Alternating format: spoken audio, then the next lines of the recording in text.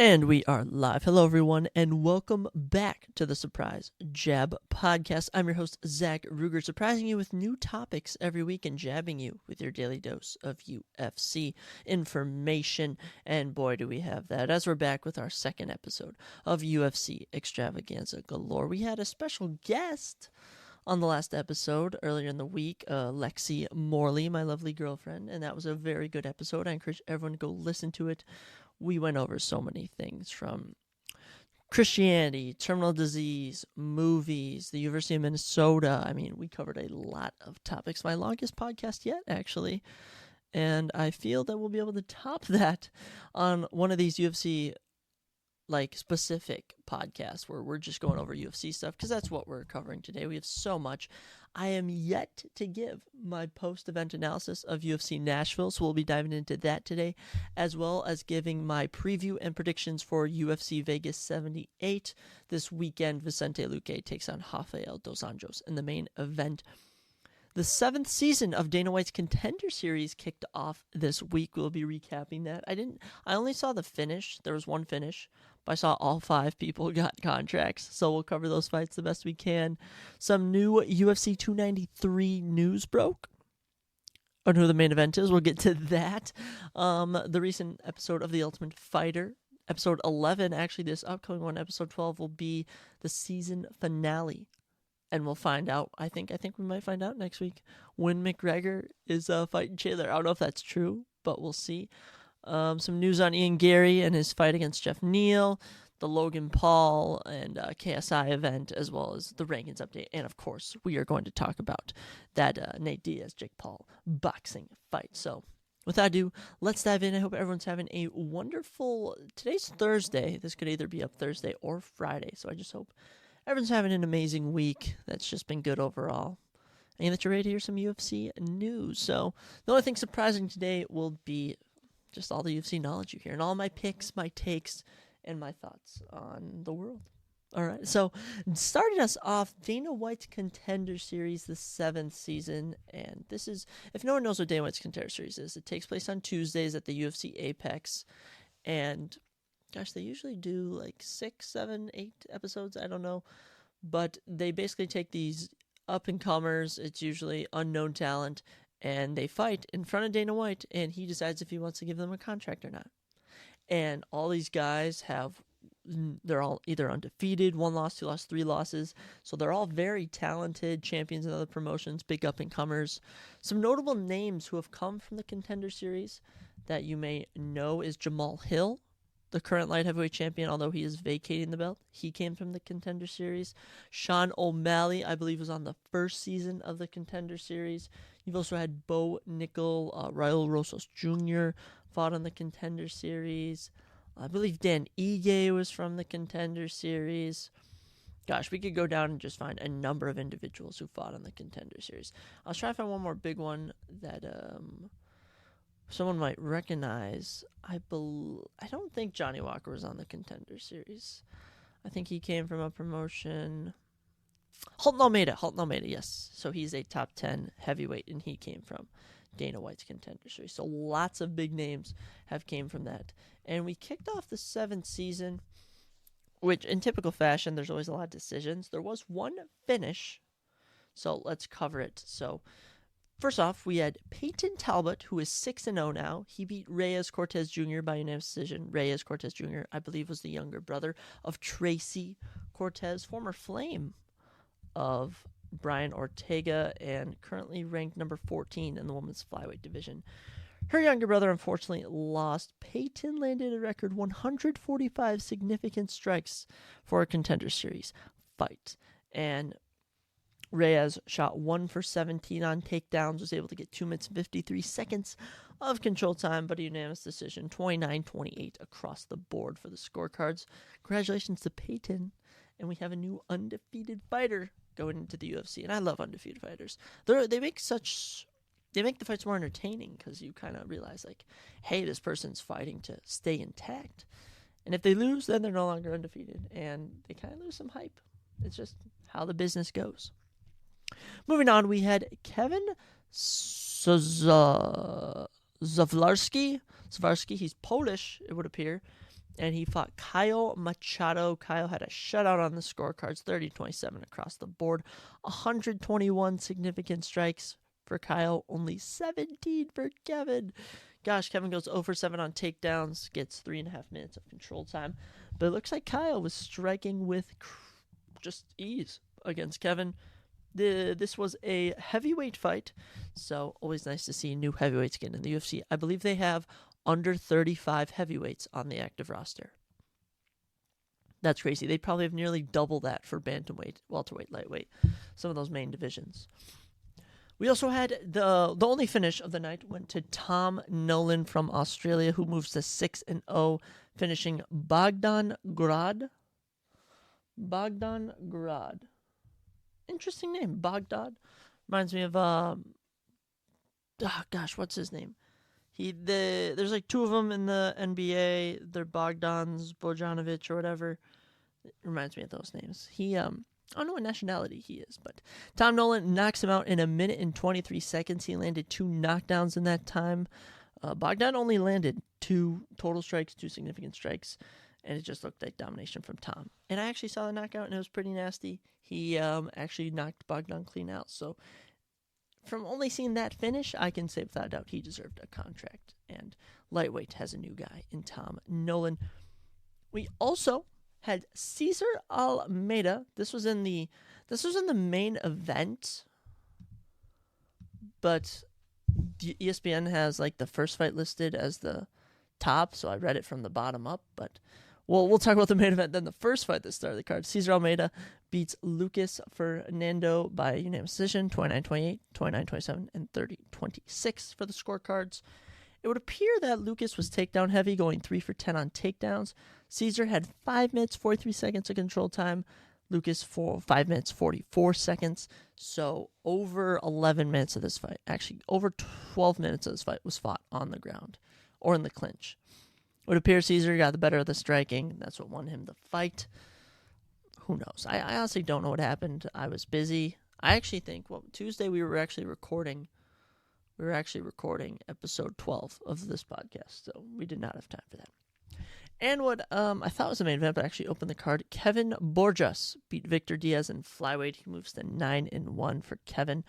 He had double the significant strikes, fended off a bunch of takedowns. Did get taken down 5 times, though. 7 minutes, 57 seconds of control time for Victor Diaz.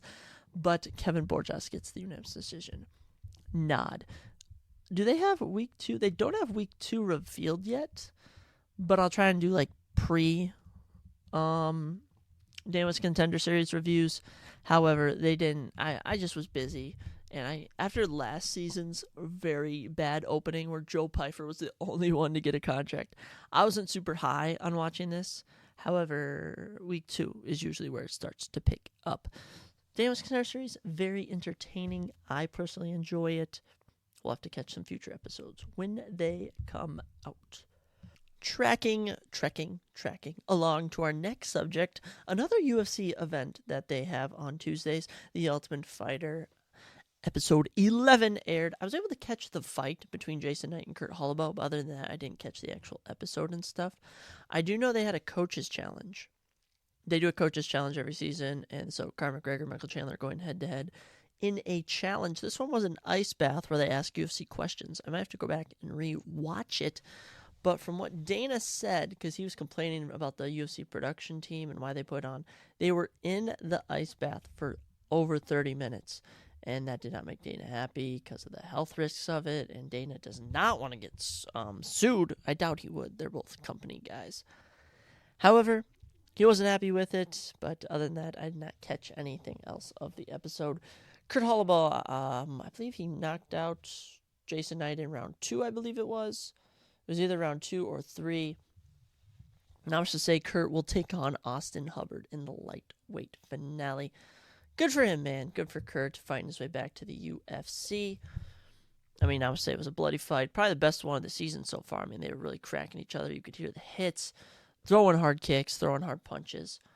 Good job, Kurt. And I honestly did not expect it to be down to Kurt versus Austin Hubbard. I expected Austin Hubbard to make it this far, but not Kurt. And I probably will be riding with Austin Hubbard for their showdown. I believe it's UFC 292 in Boston. Yes, that is where it will be going down.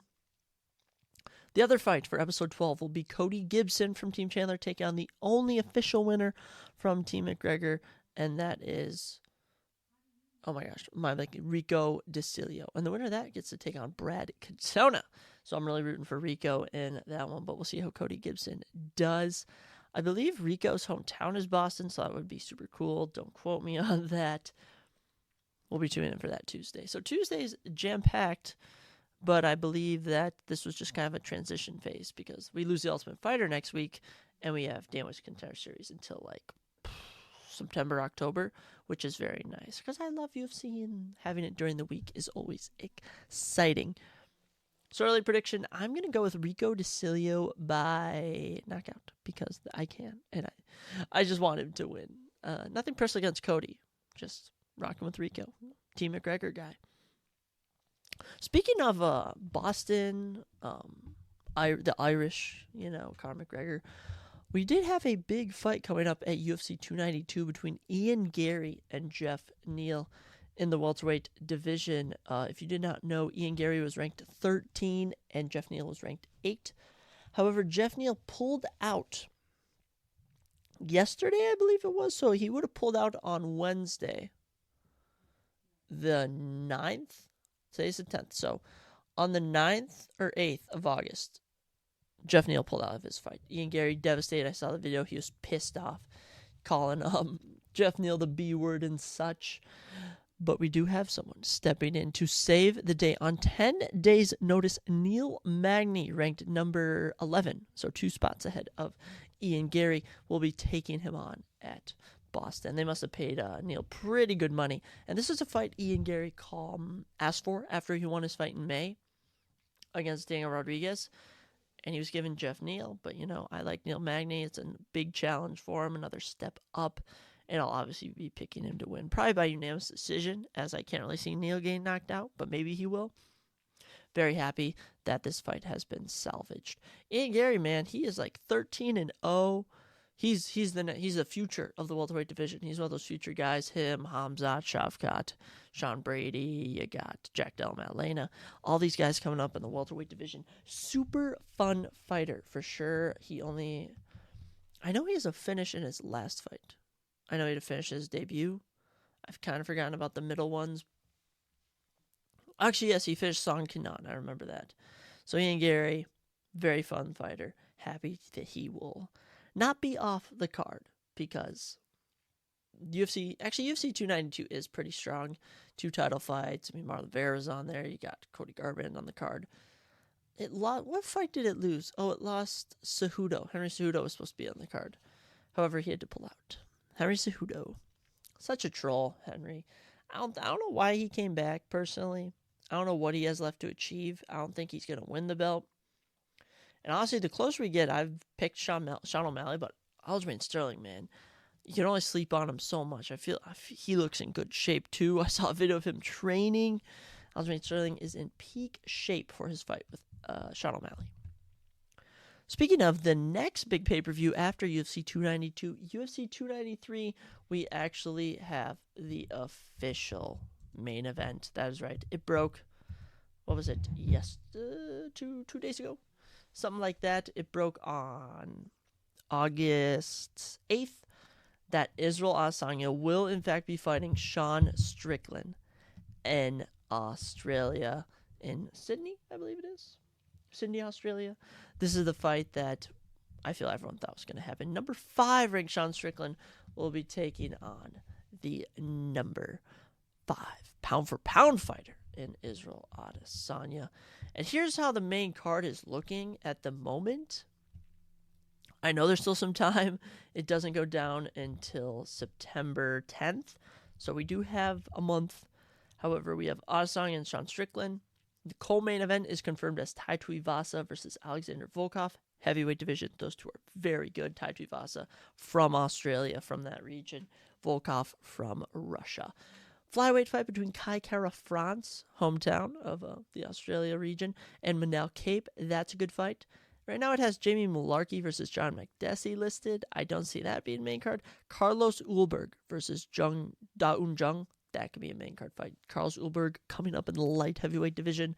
Very fun fighter. And I mean, Justin Tafa, Austin Lane, very excited to see that fight. Tyson Pedro's back against Anton Turkalec. Jack Jenkins will be taking on Chepe Mariscal. Dude, we're gonna have fun watching that fight. And I believe they could do Casey O'Neill. Oh wait, Casey O'Neill actually pulled out of her fight against Viviane Araújo. So Jennifer Maia will be taking on Viviane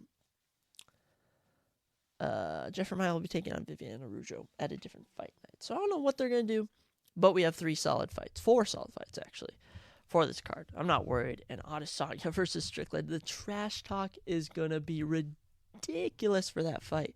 I don't even know what to expect from that. I don't, because a part of me thinks that Adesanya will just run through Sean Strickland, but another part of me is like, okay, Sean's made it up to this point. He has 1 loss at middleweight to Alex Pereira. Other than that, he's looked great against everybody. So it'll be tough to say. I think it's a deserved title shot. And I mean, no one really wants to see a Jared Cannonier rematch. I know I don't. No offense, Jared, but no one really wants to see you fight again. Driscus was not available. I think I heard the UFC actually wanted to do Jiri Prochazka versus Alex Pereira at this event for the light heavyweight belt, but both said that was too soon. And I mean, Whitaker just lost, Vettori just lost. So this was the only fight to make. Good on this fight. I might go with Adesanya round 1 knockout. I'm feeling very ambitious about Adesanya here, but we'll see. I don't want to get ahead of myself. However, Adesanya does feel like he's on top of the world. He's super cocky, and Sean's just the type of guy to light a fire under him for this fight. Speaking of fire, UFC Nashville, very interesting fight. There were some fire, building off of that word, moments of the card. We're going to do a post-event analysis right now. I usually do them right after the event. However, stuff's just happened, and we haven't had time, so let's dive into the whole card. I mean, a lot went on, and this is the first episodes, I think, of the podcast where we're doing a post-event and a pre-event analysis on the same card. So, same episode.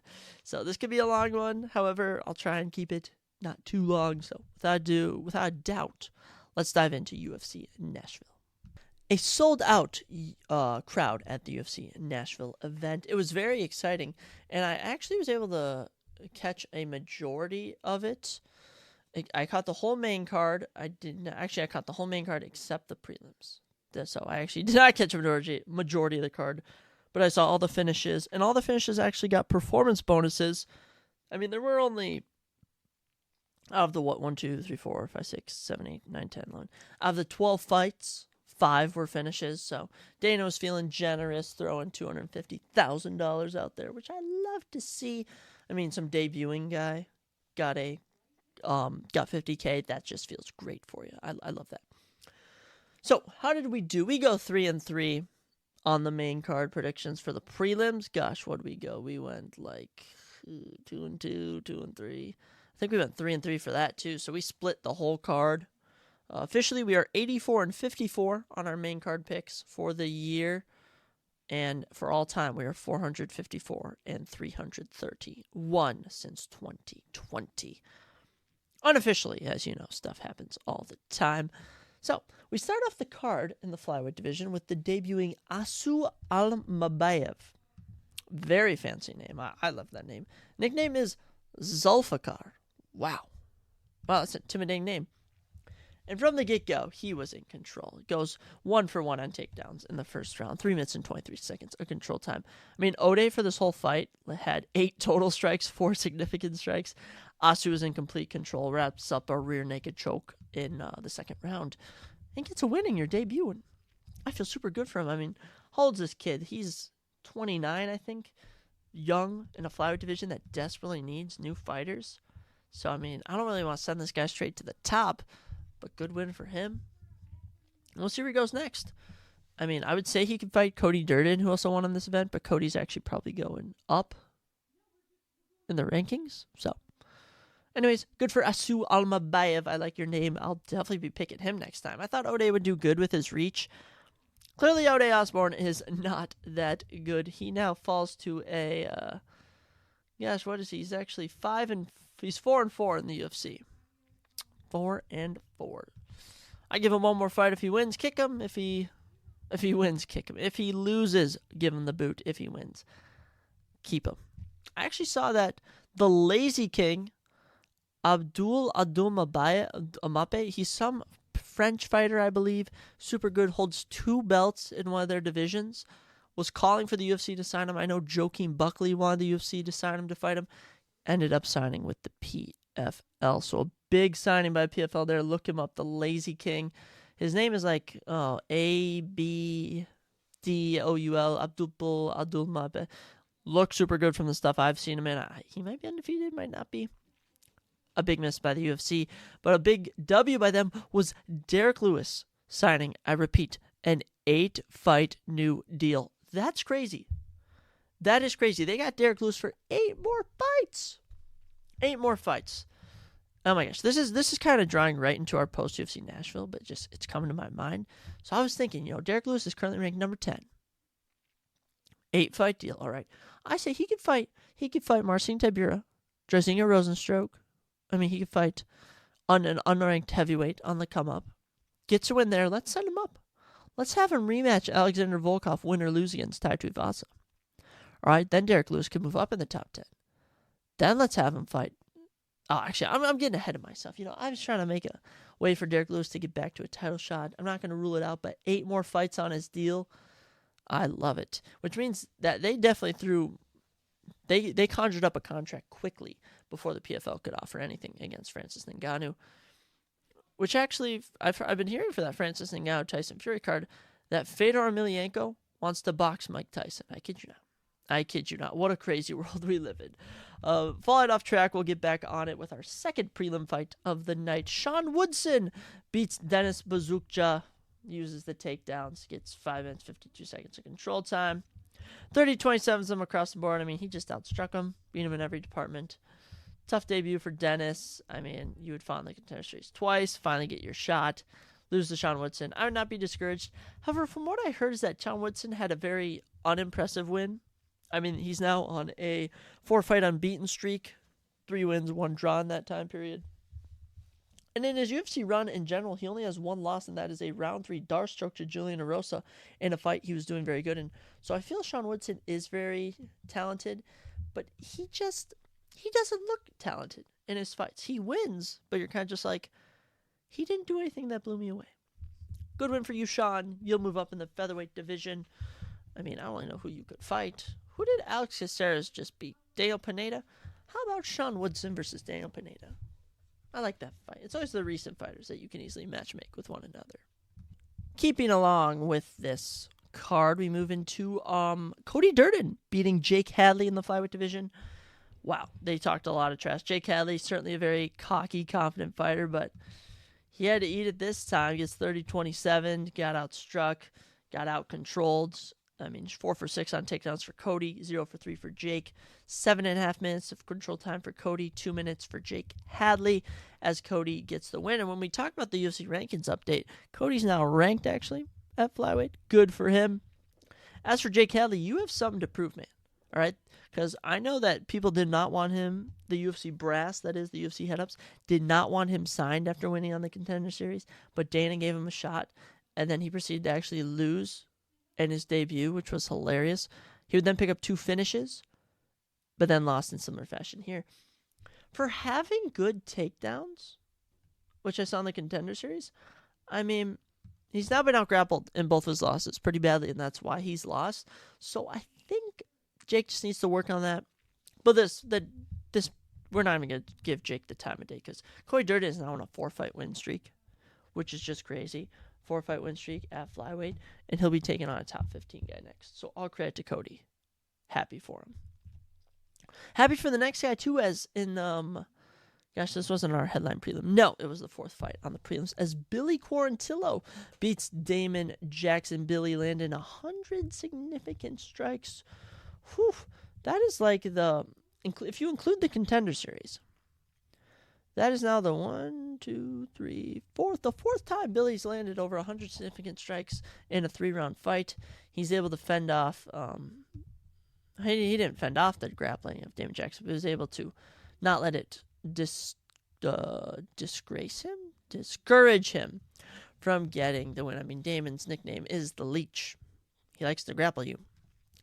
Billy's able to avoid that, and a big bounce back win for him after getting brutally knocked out by Edson Barbosa. Happy to see him get the win, and he just moves on in the featherweight division. And just from looking at the card, I mean, you could do Billy Quarantillo versus Sean Woodson. I would like that fight too. Moving on to our second finish of the night, actually. Getting a performance bonus. Jeremy Wells loses to Carlston Harris. Wow. Jeremy Wells, this is the perfect definition of this is your fight to lose. And he lost it. Carlston Harris, now on a 2-fight win streak. Jeremy Wells gets his 4-fight win streak snapped in the UFC. But man, this was a very, very bad fight to lose for Jeremy Wells. Round 1. 2 for 2 on takedowns. 4 minutes and 24 seconds of control time. There was under 40 seconds this fight. There was 36 seconds. Jeremy Wells was not in control of this round. Carlston Harris lands no significant strikes. Moving into round 2, 4 minutes and 34 seconds of control time on 1 takedown. 26 seconds of round number 2, Jeremy Wells was not in control. Carlston Harris lands 1 significant strike. Carlston then goes, okay, I've already done nothing this whole fight. Let me Darce choke. Jeremy Wells is able to wrap him up on the ground, and Anaconda chokes him. What a comeback win for Carlston Harris. I understand he wasn't really getting beat down on, but for being brutally down 2 rounds, you come back and win. I mean, he had 5 significant strikes the whole fight and managed to win. All credit to you, Carlston Harris. You're now no longer the guy that's shown in highlight reels as, oh yeah, that's the guy Shavkat Rakhmonov spinning back kicked. But good for you. I don't really know what's next for him. Truly, I mean, welterweight's such a diverse group of fighters. I'm just happy he's able to get the win. I do feel bad for Jeremiah Wells, that is. 36 years old, was on a win streak. Now he's not. Hey, there's always other fights in the welterweight division for him. What about Jeremy Wells and Joaquin Buckley? Or Carlston Harris, Joaquin Buckley. You know, I can always think of fights for them. Our headline prelim was starred by Kyler Phillips and Raoni Barcelos. Kyler lands a knockdown in round 1. Raoni lands a takedown. Kyler's able to outstrike him. Round 2, Kyler's outstriking him. And round 3, much closer. But Kyler gets the 29-28, 29-28, 30-27. Unanimous decision. Good for you, Kyler. Good for you getting a win at bantamweight. And I don't doubt that both these guys could hang with the top 15. However, Raoni's just suffered too many losses. That's out of the question for him. Kyler, I think you could still make a run at the title. Just keep picking up some wins. I mean, what's he on now? He's on a little 2-fight win streak here. Has 1 loss in the UFC. So he's now 5-1 in the UFC. And he actually came off of Season 1 of the Contender Series. His most notable win is over Song Yadong in March 2021.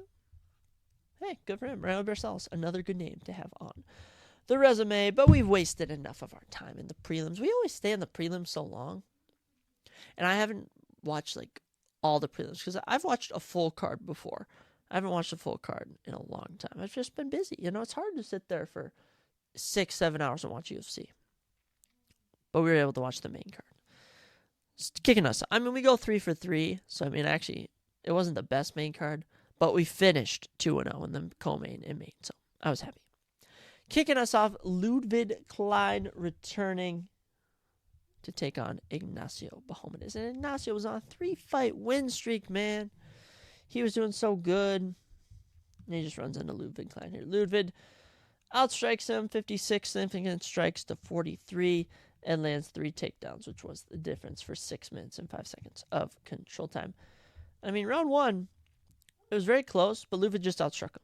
He doubled his significant strikes, tripled his total strikes, and just had some control time on the fence. Round 2, Ignacio was doing good on the feet. I'd say if he won any round, it would have been round 2. However, 2 takedowns for Ludwig for a minute of control time managed to make the difference. And in round 3, Ludwig lands 1 takedown for 2 minutes of control time, which sealed him the fight. Good for you, Ludwig. I was sad because, I think Ignacio is very talented. But there's clearly a hole in your game plan when you're getting out-grappled by Ludwig Klein. So, all credit to Ludwig winning in the lightweight division. He can fight a number of people. We'll see who they decide to have him fight next. And I'm actually very surprised at the next fight. at how it played out. Tanner Boser beats Alexa Kamur in the light heavyweight division and avoids getting cut. Tanner was on the verge of getting cut without a doubt for this fight, and he manages to win at the buzzer, per se. Not in the fight, though. He controlled the whole fight, outstriking Alexa 120 significant strikes to 68 significant strikes. And total strikes had 145 to 105. 5.5 minutes of control time, actually, for Tanner. A minute for Alexa. This was all from clinch work and just holding on him. Tanner now moves to 2-4 in his last 6, avoids getting cut, and will remain in the UFC. As for Alexa, he's now on a 3-fight losing streak. Unfortunate results in all those fights. I don't know how much longer he's going to be around. He had returned after over 2 years off. And unfortunately, gets beat by Tanner Boser. I thought he was going to do good. I thought Tanner Boser sucked. I had picked him to beat Ion Cutelaba the last time out, and he had failed, so I was upset and didn't pick him. But oh well, it happens. All right, but let's move into the first fight I predicted right on the main card, and probably my favorite performance of the night, as Diego Lopez submits Gavin Tucker in 1 minute and 38 seconds into round 1. Oh man. So if anyone doesn't know who Diego Lopez is, he stepped in on very short notice, I'm talking under a week, to fight Mozafar Evlov, and put up a fight, earned fight of the night at UFC 288 in May of 2023 this year. And following that up, he beats Gavin Tucker. And here's the thing. Gavin shot for a takedown on a guy with a crazy guard. And I don't know if he didn't watch the right tape on him from the Mozafar fight where he just kept throwing up submissions. But this is exactly what happened. He shoots for a takedown, ends up in his guard, and Diego Lopez straps in a triangle choke, goes for an armbar, and decides, oh wait, why would I go for a triangle choke? Why would I go for an armbar when I can go for a triangle armbar? And he submits him. Good job, Diego. Oh man, I was so gassed to see him win. Featherweight, man, you guys got a good one here. And honestly, looking at the card, Sean Woodson, Billy Corntillo, both excellent opponents next for Diego Lopez. And as for Gavin Tucker, I mean, Damon Jackson, Dennis Bazukja, I mean, I like looking at cards, and I feel like it's so easy to matchmake from looking at who fought on the card together. I know that's not really how it works, but that's how I like to make it work. And as for Gavin Tucker, I mean, here's a guy who was 12. Actually, no, he was 13-1 after he beat Billy Corntillo in 2020. His only other loss had been to Ricky Glenn in 2017. He's now on a 2-fight skid. Got knocked out by Dan Ige in round 1 in 2021, and has now been submitted by Diego Lopez. So I don't really know what's next for Gavin. I think maybe him versus Damon Jackson could be a fight to make. But Diego Lopez earns my personal performance of the night. I know they give out multiple performance bonuses. This was my performance of the night. That's right. I'm putting it over the next 2 fights we're going to talk about. In the light heavyweight division, Dustin Jacoby knocks out Kenny Nchukwu in 1 minute and 22 seconds into round 1. That's right. 1 minute and 22 seconds in, and Kennedy's 3-fight finish streak has been snapped. Man, I was very sad at this. I actually saw a stat that Dustin had like an insane number of round 1 knockouts, and I'm like, well, that doesn't matter. Well, it did. I thought Kennedy was so good. He was complaining about the stoppage. I mean, I was kind of mad right when he stopped it, but that's only because I picked Kennedy. It was not a bad stoppage. Kennedy got knocked down, wasn't even defending himself. You can hear my displeasure in my voice. Dustin, back in the win column, and now, since his return to the UFC in 2020, not including the Contender series, he now has 4 round 1 knockouts and is a staggering 8-2-1. The one is a draw. And his only 2 losses are to Khalil Roundtree Jr. and Azmat Mirzakhanov, who are actually ranked just above him at 13 and 11 in the light heavyweight rankings. Dustin, currently at 15. I'll give a spoiler before we talk about UFC rankings after this. He did not make a move past Alonzo Menfield, but I do like Dustin Jacoby versus Alonzo Menfield, or Dustin Jacoby versus Dominic Reyes. I like both of those fights. Man, very upset that Kennedy lost. He was on a 3-fight win streak. I mean, he had big wins over Ion Cutelaba and Devin Clark. And I don't know what happened. His chin had never been an issue. I understand he lost to Dawoon Jung back in 2021, but before that, he'd been doing good. I don't know. Poor Kennedy, back to the drawing board. I'd actually like to see Kennedy fight Jimmy Crute. I feel that could be a fire fight. But you know what? I will give congratulations to Dustin Jacoby. Still kicking it. And I'd like to see him fight up in his next fight. And I'll tell you who's fighting up in her next fight. Tatiana Suarez. That's right. In the co-main event in the women's strawweight division, Tatiana Suarez finishes Jessica Andrade by guillotine choke 1.5 minutes into round number 2. I was super happy. All right. I'd fallen into 1-3 in my main card predictions. I just watched Kenny get knocked out, and Tatiana lit a fire under me. Dominates. Dominats. Put me in a spelling bee. Dominates Jessica Andrade. Looked good standing up. Outstrikes her in round number 1. Lands 1 takedown for 1 minute and 38 seconds control time. Round number 2 goes 2 for 2 on takedowns. Locks in a nasty guillotine. Jessica Andrade tried to fight it, but just could not get out of it. She drops down into guard after trying to shake her off of sorts, and Tatiana gets the finish. And man, oh man, she made some jumps. We'll talk about her rankings jumps just in a second, right after we talk about the main event. And I'm just gonna let you know when we talk about who she's gonna be fighting next. She is either a fight away from a title shot, or they could give her the next title shot. I'm super excited to see what's next for Tatiana Suarez. As for Jessica, okay, so for Tatiana, she's now 11-0, 7-fight win streak in the UFC, 5 of those finishes, back-to-back round 2 performance bonus guillotine chokes for her. Very good stuff. But as for Jessica Andrade, on a 3-fight losing streak, she's been finished in all 3 fights, and I did not see this coming. Where did this come from? So Jessica Andrade, after falling to Valentina Shevchenko in 2021 for the flyweight championship, finishes Cynthia Calvillo in round number 1 in 2021 in September. Follows it up with an April 2022 round 1 standing arm triangle, first in UFC history, against Amanda Lemos in a main event. Then, earlier this year, at UFC 283 in January, she lands 231 significant strikes in a 3-round fight against Lauren Murphy. That's insane. That's a record. That is a record for so many different things. She then takes a short notice fight against Erin Blanchfield, gets rear naked chokeholded in round number 2. She then decides, okay, I'll wait. I'll take. Gosh, she took 3 months off. Comes back in May, gets knocked out by Yan Chayonin in 2 minutes into round 1, and now gets finished by Tatiana Suarez. I'll speak in a bit about what's next for Jessica Andrade, but it is certainly lesser competition. Okay, she has now lost him. A killer at flyweight and 2 killers at strawweight. So, Jessica Andrade, you've managed to boost up 3 women, but you have boosted yourself down. You're setting back the women's rights movement. I'm sorry. No one cancel me. That was a bad joke. That was a bad joke, but very happy for Tatiana. We'll talk about what's next for her, but I would get super excited for the main event because I picked the correct fighter. But, I mean, it was a very, very dull main event, to say the least. Corey Sandhagen beats Rob Font across the board. 50-45s him, beats him in all 5 rounds.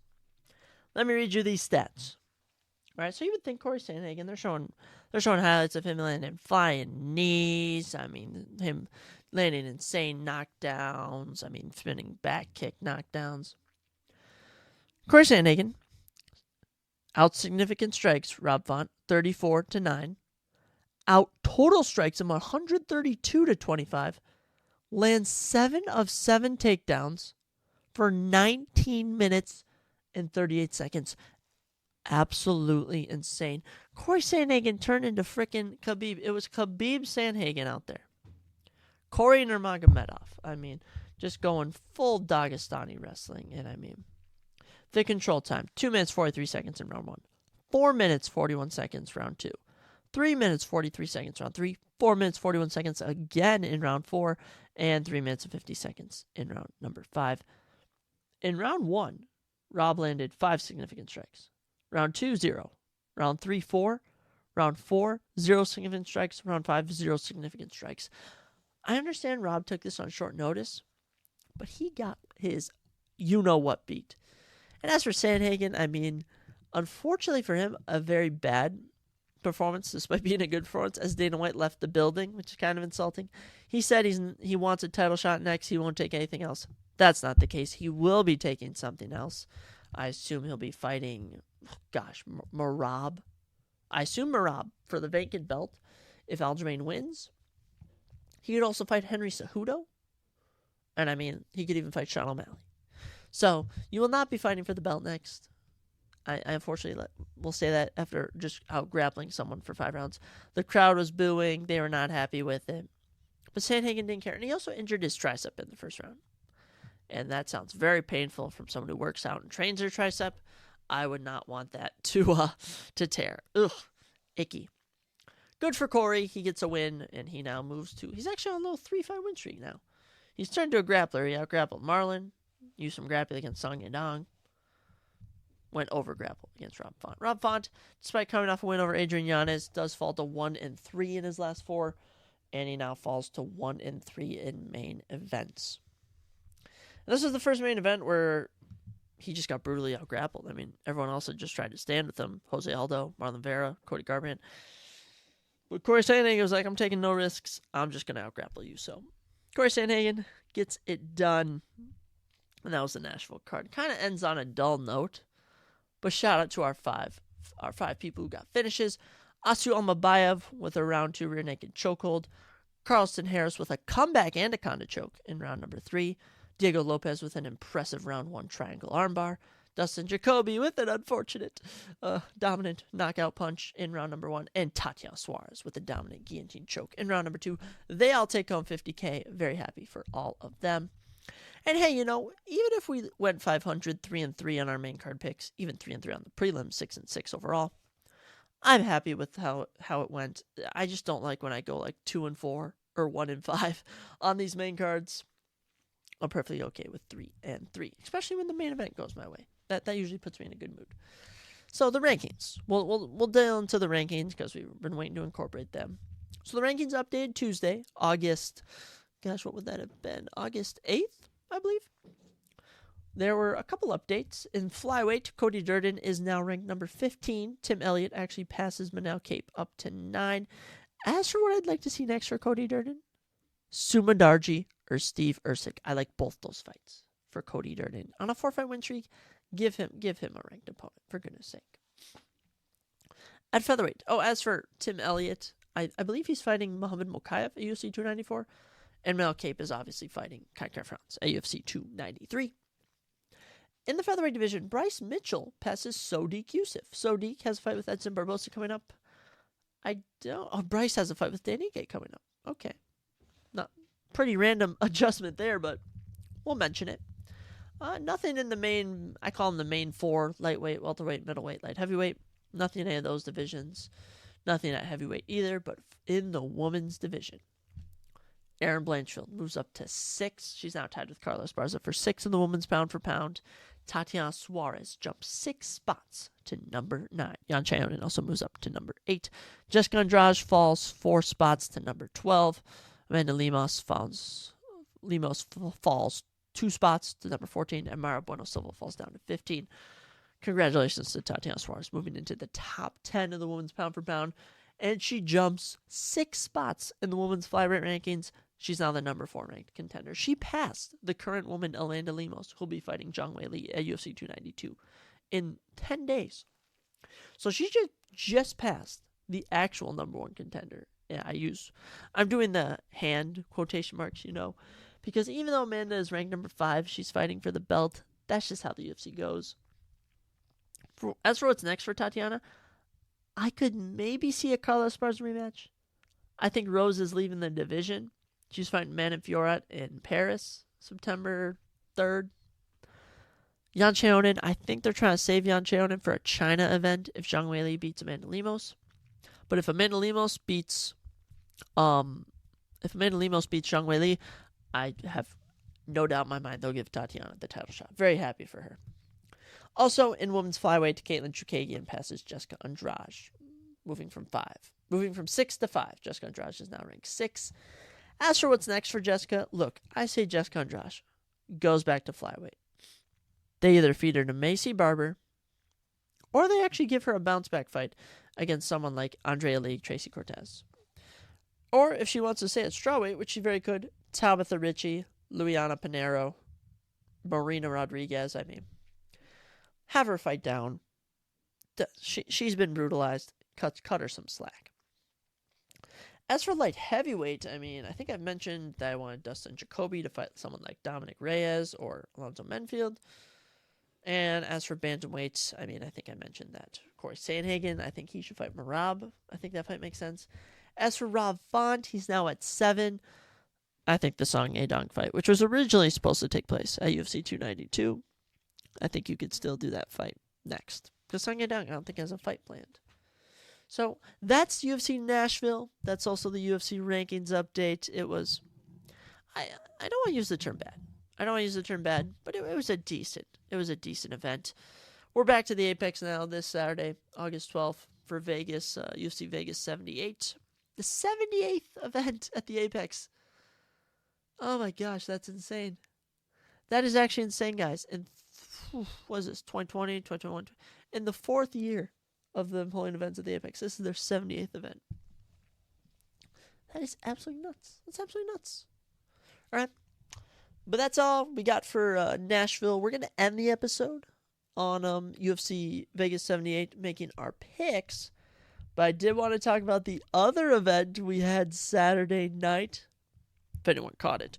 Jake Paul versus Nate Diaz, which was a very, very interesting card, to say the least. I only caught the main event, which was Jake Paul versus Nate Diaz. But on verdict, I always mention verdict, I placed in the top 25%. I go 4 for 6 on my picks. So we'll actually cover it. We'll cover the card a bit. Talk about the main event right now. Well, right now. I'm not even going to take a break. I'm just going to dive right in. So for anyone wondering, Alan Sanchez beats Angel Beltran by unanimous decision. I don't know who either of those boxers are. It was on the main card. I put all my XP on it, and Alan won. So that's how I placed in the top 25% on verdict. Shadasia Green defeats Olivia Curry by unanimous decision. Shadasia won all 10 rounds. 10-0. Oof. My goodness. That's very impressive. We had one finish on the whole card as H2O Silv defeats William Silva by a round 4 knockout. Good for him. I didn't see the knockout or know who he is, but I'll give you credit. I will give you credit where credit is due. The other fight that I did not predict correctly, I didn't predict Jake Paul versus Nate Diaz correctly, and I thought Jeremy Stephens was good, but Chris Avila beats him by unanimous decision. He wins 5 rounds to 1. Jeremy Stephens only won 1 round. Ugh. Jeremy Stephens just loses everything. Good for Chris Avila. I don't really care. I just think it's hilarious that Jeremy Stephens just cannot win at anything. And the co-main event, Amanda Serrano wins every single round against Heather Hardy, retains her women's boxing belt. And, you know, she could be having some MMA fights in the PFL. The PFL has been going crazy. It's been going crazy with everything that's been going on. They've been doing so many good signings. They may be buying Bellator. I know Bellator's doing their 300th event, which they're going all out for. And I think if they have the PFL by Bellator, they'll just have their fighters. Here's my opinion on the Bellator PFL merger. If that happens, I think that Bellator will still put on fights, but it'll be under the PFL banner, and you'll have PFL fighters on those events, Bellator fighters in the league. So you can not only expand to even more weight classes, more fighters in those weight classes, but you can do like how Bellator's doing Bellator 300. You could do like PFL and just call it whatever city you're in, and do an event for that with more champions of sorts. That's my view on it, but we'll see. We'll see if that ever happens. You know, Scott Coker is the owner of Bellator. I don't know how he's feeling about selling it. I mean, Bellator is kind of a dying MMA promotion. PFL is a rising MMA promotion, and they both can't compete with one. One is so popular in Eastern Europe, Asia. So good on the PFL signs Amanda Serrano and her sister. I don't even know what her sister's name is. But yeah, Amanda picks up the win. I picked her to win because she seemed dominant. So the main event, Jake Paul wins by unanimous decision. Obviously, I had a feeling Jake was going to win, but I never liked picking Jake Paul, so I picked Nate Diaz to win. This is actually crazy. On verdict, the verdict community had it 5 rounds each, and the final score is actually .09 in favor of Nate Diaz. So I'm not going to say Nate maybe got robbed. I don't think he did. I thought Jake Paul clearly won the fight. I actually did score it 6-4 in favor of Nate Diaz. Maybe I was biased. Maybe I don't watch boxing enough, but I don't know. I don't care for Jake Paul, and I like Nate Diaz. Who doesn't like Nate Diaz, man? Nate Diaz is so entertaining. And there was a funny moment in the final round where Nate actually put him in a guillotine choke. Nate was trolling the whole fight, and I mean, no one actually thought he was going to knock out Jake Paul. I mean, Nate has no knockout power whatsoever. Does he even have a knockout? I think he has a standing TKO win over someone, but it is what it is. And Jake wants an MMA rematch for $10 million in the PFL. If I'm Nate Diaz, I might as well do that. I mean, what's Jake going to do? All right, you can really just take Jake down and lock up a guillotine, and that's that. That's that. I really want to see Jake fight in the PFL, but who knows who he'll fight next. Could be KSI, depending how KSI's next fight goes, which we're actually going to segue into next. So, yeah, I go 4 for 6 on picks for the Nate Diaz, Jake Paul event. RIP Nate. Come back to UFC Nate. Fight Conor McGregor. Fight Tony Ferguson again. Oh, he already fought Tony Ferguson. I can't believe that fight actually happened. It was a terrible fight. I can't believe I just mind blanked on that. Oh well. Nate Diaz, an absolute legend. Whatever he does, I'll support him. So, yes, we do have some news on the next boxing fight for Logan Paul and for KSI happening in October 14th. I don't know if it's in Saudi Arabia. I do just know that they have a fight going down between Logan Paul and a certain opponent, and KSI and a certain opponent. We already knew, apparently, that KSI was boxing Tommy Fury, the only man to beat Jake Paul, younger brother of Tyson Fury. I don't remember when that broke. It must have just been so lame that it was under the radar. And KSI's always on the MMA Hour with Ariel Helwani, that he's always talking about stuff, so it must have just floated in the air. But yeah, KSI Tommy Fury is going to be one main event. It's actually, they're not even calling it a co-main event, they're calling it a second main event between Logan Paul, drumroll please, the pull-out king, he's not getting any girl pregnant, Dylan Dennis, this guy. Oh man, if no one knows who Dylan Dennis is, alright, I don't blame you. I don't blame you for not knowing. I was actually a fan of Dylan Dennis for a bit. He was a Bellator fighter, 2-0, 2 round 1 submissions, super good. He's a black belt. Tattoos, he flexes cars. He was married to this, not married, he had a girlfriend who was this like supermodel. Everyone was like, yeah, Dylan Dennis is the man. And he never fought again. He had 2 fights in 2018 and 2019, and just hasn't fought since in Bellator. I believe he's actually still listed under their roster. He pulled out in a boxing match against Jake Paul. Oh no, he pulled out against KSI actually. He's been linked to Logan Paul, he's been linked to Jake Paul, he's been linked to Tommy Fury, KSI. I mean, Dylan Dennis has called out essentially everyone. You can find him under any comment section on Instagram, and he's actually lost a lot of followers. This dude has become very, very irrelevant.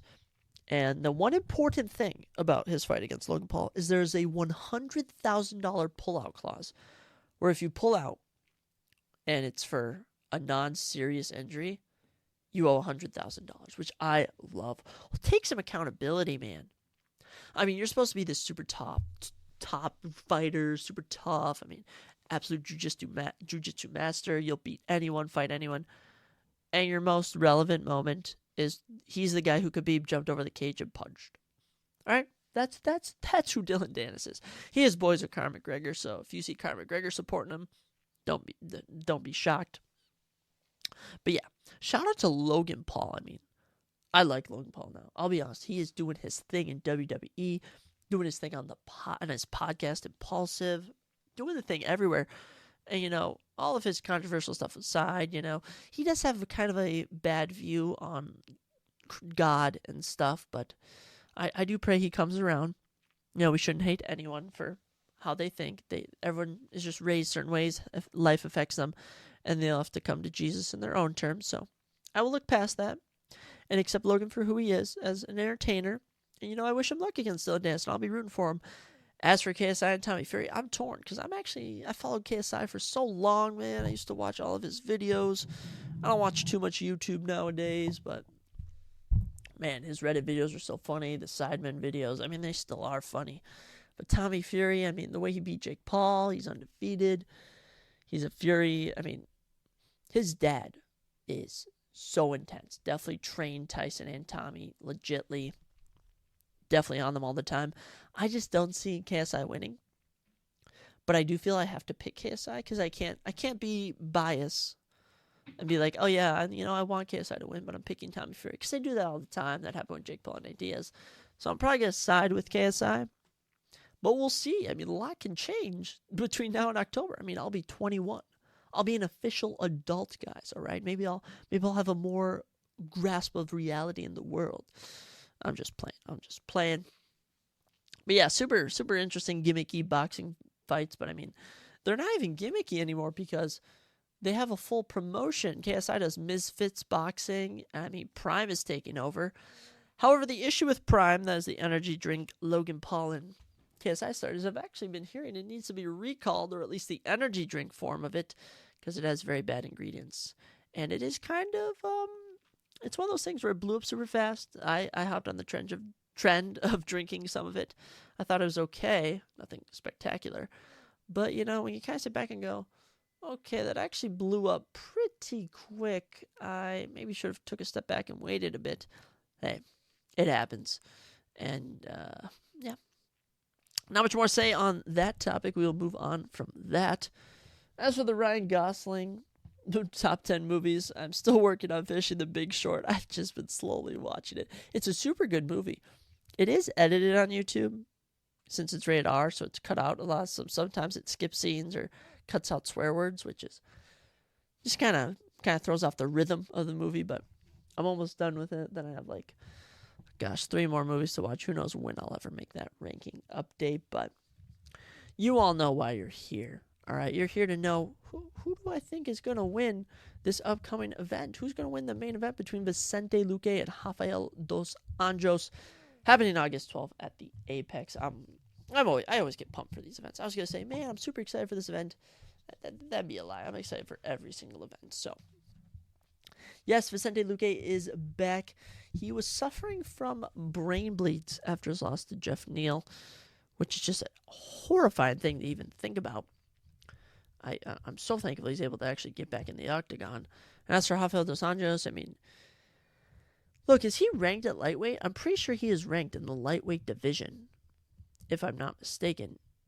Yes, he's ranked number 9, but he basically said in a interview today, yeah, I don't think I'll ever go back to lightweight unless it's for a big super name fight. So he's staying at welterweight. He's not even ranked at welterweight. But maybe he will be, because he's actually taking on the number 10 welterweight in Vicente Luque. So we've got a number of fights on this card. I mean, gosh, there is 1, 2, 3, 4, 5, 6, 7, 8, 9, 10, 11, 12, 13 fights. Oh my gosh. 13 fights. How am I going to have time to watch this? What time does this card start? I always like the cards that start early, around the main card starts at 6, because I'm able to knock that out. Because when it goes late into the night, I'm kind of just oh, vibe killer. I'll say that the UFC Singapore card going down August 26th, the main card, I believe, starts at 7 a.m. since it's overseas. So that's actually super exciting. I'm going to be able to wake up early and watch UFC. I've only ever done that once, which was it was when they were on Fight Island. I remember I had to go to work that day. I think it was at Cub or something. It was some buzzkill job. And I don't know. I'll stop rambling on and on. I believe the main card starts or the prelims start at 3 or something. I don't know. It doesn't even matter. We got 13 fights to cover, so without a doubt, let's dive right in. Actually, I'm going to take a quick little break. Then I'll be back to give you my predictions for all 13 fights, because we got a lot of them. And we have returned. And let's dive right in. Starting with women's flyweight. Kicking off the prelims, Juliana Miller takes on Luiana Santos. If no one knows who Juliana Miller is, she won, I think it was season 30 of the Ultimate Fighter on Team Amanda Nunes. It was for women's bantamweight. I believe she beat Brogan Walker by finish. Yes, she did. And she lost to Veronica Hardy in her next fight. This was in March of 2023. She's now back. She got brutally out-grappled. But she takes on the debuting Luana Santos, who is 23 years of age, 5-1 record on a little win streak.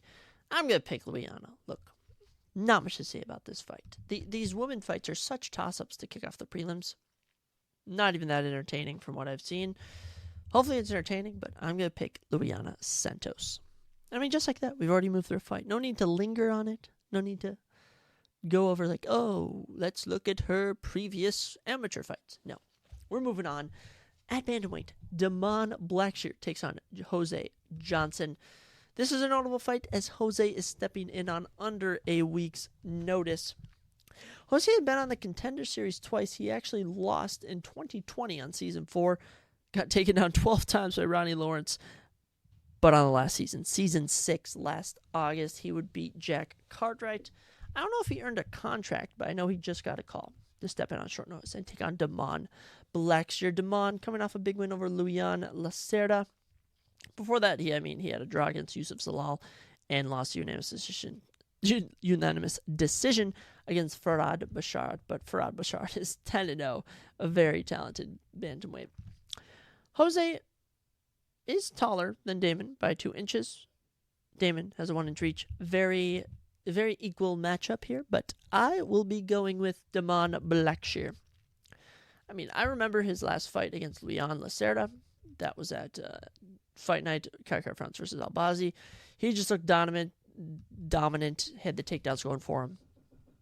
I'll go with Damon Blackshear. Also, he's got a cool last name, Blackshear. I like that. Moving on to another women's fight for the evening. In the women's strawweight 115-pound division, Jacqueline Amorim takes on Montserrat Conejo. Jacqueline is 6-1. Montserrat is 10-2. A 7-inch reach for Jacqueline and 3 inches in height for her as well. She lost her debut against Sam Hughes, unfortunately, back in April. But she's back taking on Montserrat. Montserrat coming off a round 1 loss to Amanda Lemos in July of 2021. She got knocked out in 35 seconds. That's just crazy. From what I've seen from Alexa Kumar, who was coming off of a 2-year layoff against Tanner Boser, I will without a doubt be riding with Jacqueline Amorim. I mean, Jacqueline just fought, lost a, 29-28, 29-28. So she won 1 round against Sam Hughes. It looks like she won the first round. So she won the first round against Sam. So if she starts strong, she could come out, finish Montserrat. So that's who I'm riding with. Jacqueline Amorim. I don't know too much about any of these prelim fighters, but hey, whatever goes, goes. Ooh, a heavyweight fight up next. And the winner of this could potentially take on Derek Lewis. I've seen people mention this name. Martin Boudet, who will take on Josh Parson. Both 6'4", 2 inches in reach for Josh Parson, but that's not much of a advantage. Josh is 15-6. Martin is 12-1. Josh is coming off a unanimous decision loss against Jamal Pogues. Gosh, I'm very happy Jamal Pogues was able to get a win there. He just lost to Mick Parkin. Jamal has a very good story. I won't linger too much on him. Josh, before that, had beaten Alan Boudreaux in a sloppy fight. Got dominated by Dontel Mays. And, yeah, not much from Josh Parsons' UFC career that's notable. As for Martin Boudet, he is coming off of Season 5 of the Contender Series on a 3-fight UFC win streak. Four fights if you include the Contender Series, and probably some fights before that. He's coming off an April win over Jake Collier. Before that, he had beaten Lucas Brzezic. And before that, he had actually beaten Chris Barnett. So I'll be picking Martin Boudet. And honestly, for these first few fights, I could see Luyan Santos winning by unanimous decision, Damon Blackshear by TKO, Jacqueline Amorim by submission in round 1. And I'm going with a Martin Boudet round 1. Not round 1. Actually, yeah, we'll go Martin Boudet in round 1, just because I want finishes, man. Going the distance can get so boring and repetitive, but I don't care, okay? I don't care. The prelims are the prelims. We still cover them because we're a UFC fan. And if I have a UFC podcast, I just can't skip some of these fights. I have to give my time to them. Such as our next one. At featherweight, Francis Marshall will be taking on Isaac Dulgarian. Isaac makes his UFC debut. Nickname is the Midwest Choppa. I believe this is on short notice. I believe. I can't honestly recall. I mean, Isaac is 5-0. I don't know too much about Isaac Dulgarian. Let's actually do a quick little Google search to see if can we get a photo of Isaac, what he looks like, so I can describe him to you guys. He last fought in February of 2022. He's 5'7". I got nothing. He takes on Francis Marshall. Francis is coming off of a loss to William Gomez by split decision, his first ever loss in the UFC. For that, he had a round 2 knockout of Marcelo Rojo, and he had actually got a contract off of the last season of Dana White's Contender Series. I think he did. It doesn't say on the UFC stats if they get the contract, so I don't know for sure unless I specifically remember. But Francis's only loss is to William Gomez by split decision. And by the looks of this fight, it was super close. Francis was winning the takedown battle. William was winning the stand-up battle. So you know what? We'll pick William Gomez by unanimous decision against Isaac Dulgarian. But, I mean, Isaac is 5-0, so we'll see how he does. And there's just so many short notice fighters on this card. It's just getting ridiculous. But this one I'm excited for. At lightweight, Terrence McKinney. That's right. The ever-exciting Terrence McKinney is back. He steps on short notice to fight Mike Breeden, I believe. Because I don't think Terrence had another fight. I believe Terrence is taking this fight on short notice. Terrence is, what is he now? 13-5. Mike Breeden's 10-5. Oh, it's very similar. Same height, 3 inches in reach for Terrence is the only discrepancy, and he's 5 years younger. Mike Breeden lost in the Contender Series on Season 4. Got knocked out by Alexander Hernandez in his UFC debut. And then lost to Nathan Levy in 2022 in April. He got taken down 9 times. He did land over 100 significant strikes, though. But it looks like it was just... I mean, he looks like he was able to... Wow. A dominant round 3 against Nathan Levy, landing 62 significant strikes. I always like to look at the stats when I'm making predictions for each round, because you'd be surprised how fighters fall off after round 1 or round 2, or the vice versa, how fast they start in round 1 or round 2. Someone who's a fast starter is definitely, without a doubt, Terrence McKinney. He is currently 3-3 in the UFC. He got finished on the Contender Series after having a good round 1. He beat Matt Favola in 7 seconds. That was crazy. Submitted Fair As I Am in 2 minutes. But this is where I talk about a fast starter. Against Drew Dober, he comes out right out the gate, almost finishes him in the first minute. Then, in the next minute of the first round, a flip starts to occur, and in the final, in the next minute, so this was a 3-minute long fight. In the next minute, in that little 2-minute to 3-minute mark, Drew Dober finishes him, knocks him down with a knee and finishes some punches. After that, he would submit Eric Gonzalez in round 1. This is in 2022. Earlier this year, he got brutally finished by Ismael Bonfim with a flying knee.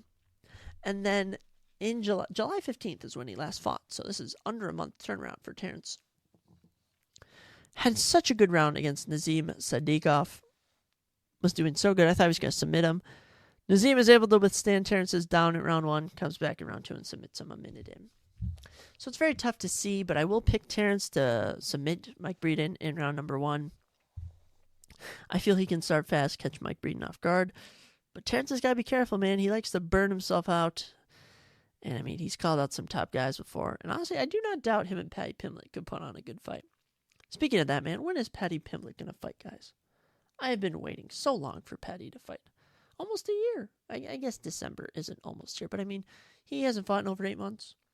Doesn't have a fight booked yet. Who knows what's happening with Paddy? Hopefully we get him in December against anyone. I will take Paddy against a freaking bum. I don't care. All right. Moving into our headlining prelim before we talk about our 6-fight main card. JP Buys is back. I believe he's stepping in on short notice to take on Marcus McGee. This is in the bantamweight division. Marcus is 7-1. He's got a 3-inch reach. Well, actually, a 2-inch reach, 3 inches in height. JP Buys is only 5'5". I remember him fighting at flyweight JP Buys is he's 0-3 in the UFC, 1-1 in the Contender series. Took some time away from the UFC after getting cut in 2022. He is notoriously known for being knocked down 8 times in his 3 UFC fights. Knocked out in 2 of those. His last fight, he got finished by Cody Durden in round 1. That was in June of 2022.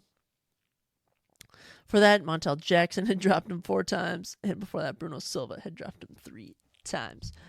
Whew. Wow, no chin. His nickname is Young Savage. It should be No Chin. JP No Chin Buys. It actually kind of has a ring to it. He'll be taking on Marcus McGee, who, oh my gosh, Marcus took a fight against short notice against Journey Newsom back in April. Got a round 2 rear naked chokehold. Got the $50K bonus. I'm without a doubt picking Marcus McGee. And he landed a knockout in that fight. So if he has that power,